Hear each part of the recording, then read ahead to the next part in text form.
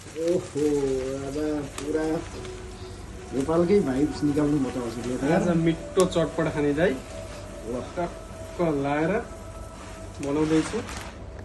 ओहो इच्छा हाल्दिन त राजा।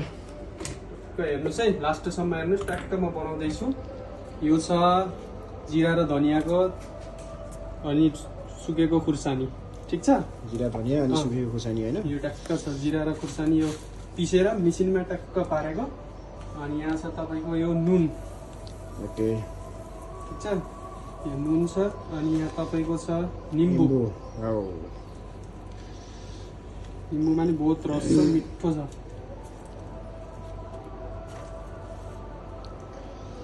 यसको आइटम धेरै छ आज, टक्क स्पेसल खाने भनेर, मिठो मिठो मिठो खाने भनेर।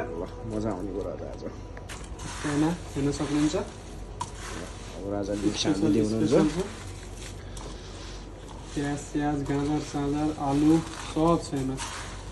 खानी त खाने, मिठो खाने हो नि त। हो नि भाइ, मुखामा पानी आइसक्यो दाइ। आइसक्यो यो सधैँमा मसलाहरू हाल्न थुप्रै छ। म अझैमा मसला थप्छु।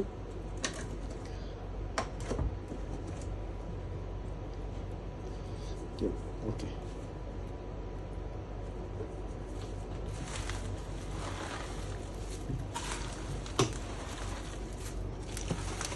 थोरै चाट मसला पनि हालिदिनुहोस्।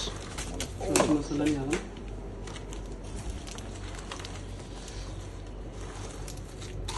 हुन्छ,